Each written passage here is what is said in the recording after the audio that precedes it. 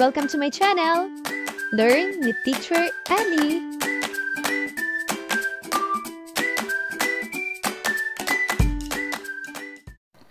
Grade 2, Revised K-12 Curriculum, Quarter 2, Week 1, Day 1, Filipino. Mga layunin.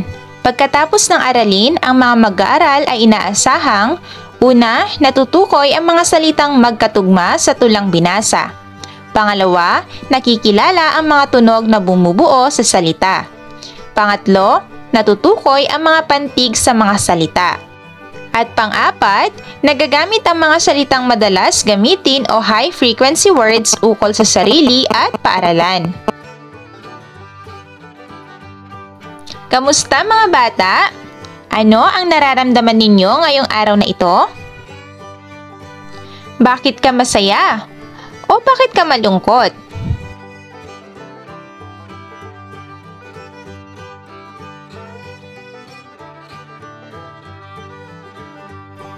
Gawin pa nating mas masaya at puno ng kaalaman ang araw na ito. Sa pagkakataong ito ay magkakaroon tayo ng pangkatang gawain.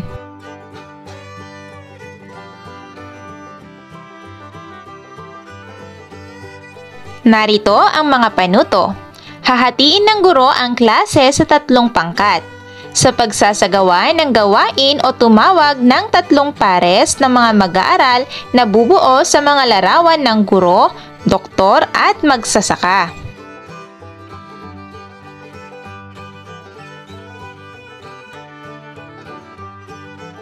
Mga bata, ano ang nabuong mga larawan? Anong propesyon o trabaho ang tinutukoy ng mga ito? Ano-ano ang trabaho o propesyong makikita sa mga larawan? Gusto ninyo rin ba ng maging katulad nila balang araw? Bakit?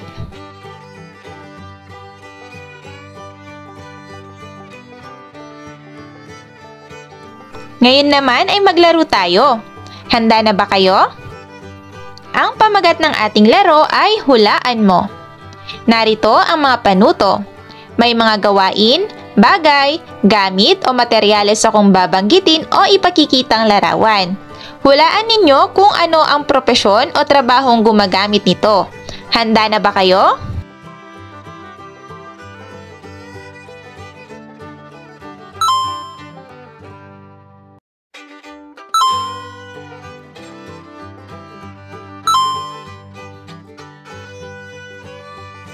Ang sagot ay guro.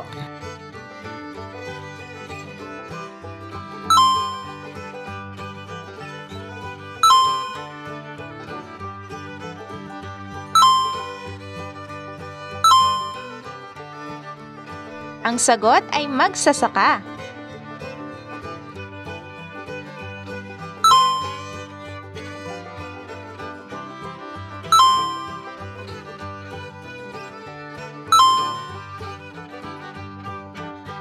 Ang sagot ay doktor.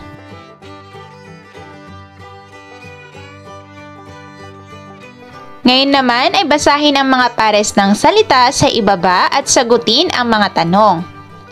Guro, turo. Pisara, pambura.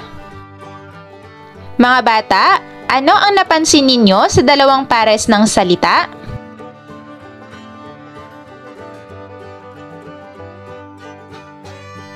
Ang mga ito ay halimbawa ng salitang magkatugma. Ngayon, saan natin madalas marinig o makita ang mga salitang magkakatugma?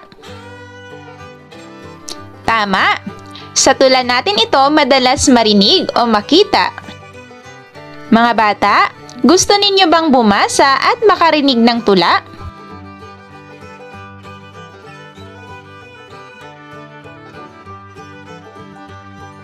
Pagtambalin ang larawan sa hanay A sa katugma o katunog na salita sa hanay B.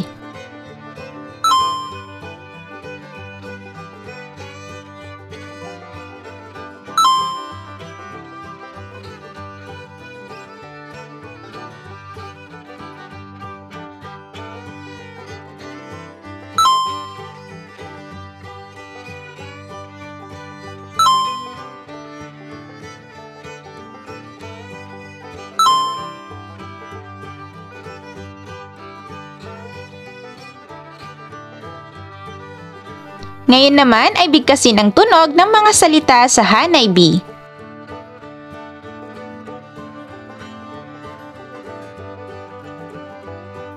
Bilangin na bumubuo sa mga salita sa bilang 1 hanggang 5.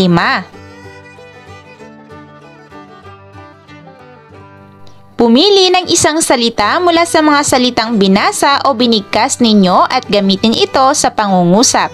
Halimbawa ay mahilig akong kumain ng gulay.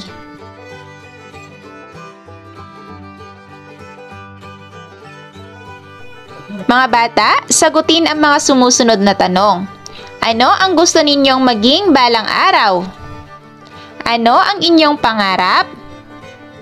At paano ninyo ito matutupad? Ngayon, basahin at pakinggan natin ang tulang may pinamagatang Ang Aking Pangarap. Magbasa tayo. Handa na ba kayo? Ang aking pangarap ni M.A. Antonio. Pangarap kong maging guro. Madalas sa laro, ako ang nagtuturo.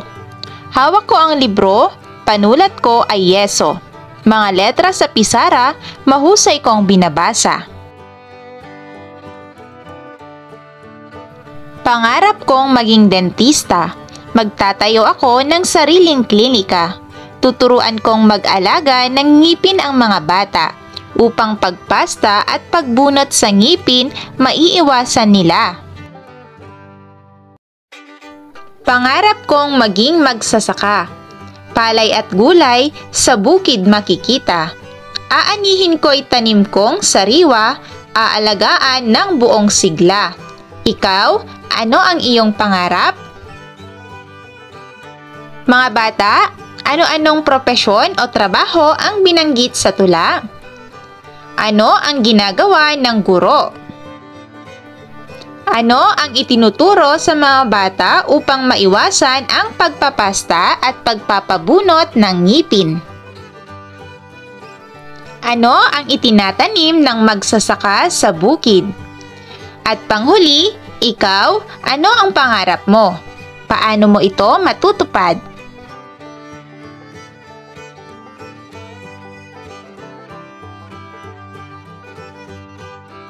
Mga bata, may napansin ba kayong mga salitang magkakatugma o magkakatunog sa binasa nating tula? Isa-isahin natin ang mga pares ng salitang inyong binigay bilang halimbawa. Guro, turo. Libro, yeso. Palay, gulay. Dentista, pagpasta. Ang mga salitang ito ay magkakatugma dahil ang magkakaparehas na salita ay may parehong tunog sa hulihang pantig. Ang paggamit ng mga tugma ay isang paraan upang mas maging kawili-wiling pakinggan at bigkasin ng mga tulang pambata. Ngayon, may mga salita ba mula sa tula na higit sa isang beses na binanggit? Ano-ano ito? Isulat ito sa inyong kwaderno. Pumili ng isa sa mga salitang ito at gamitin sa pangungusap na may kaugnayan sa inyong sarili o sa paaralan. Narito ang mga halimbawa. Una, ang pangarap ko ay maging isang abogado. Pangalawa, mahuhusay ang mga guro sa aming paaralan.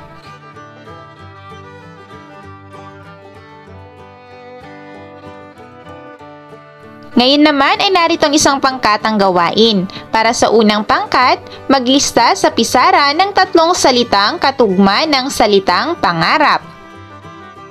Para sa ikalawang pangkat, isulat sa pisara ang bilang ng pantig ng mga salitang matatagpuan sa unang taludtod o linya ng tula. Para sa ikatlong pangkat naman, bumuo ng 2 pangungusap tungkol sa sarili gamit ang mga salitang 2 beses o higit pa na ginamit sa tula. At para sa ika-4 na pangkat, bumuo ng 2 pangungusap tungkol sa paaralan gamit ang mga salitang 2 beses o higit pa na ginamit sa tula.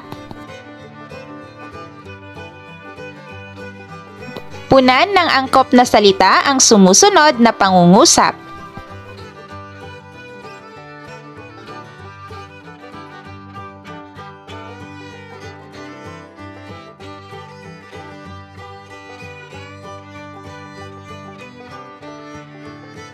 Basahin at unawain ang pahayag sa bawat bilang.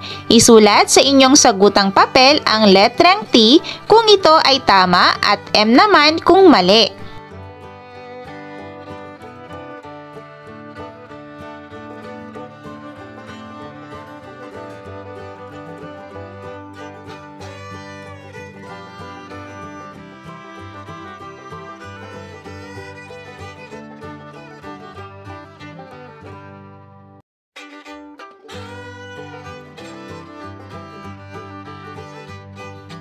Sa tulong ng guardian o magulang, balikan ang tula at bilangin ang pantig ng mga salitang nasa ikalawang saknong. Itala ito sa kwaderno. Maging handa sa pagbabahagi ng sagot sa klase. Thank you for watching!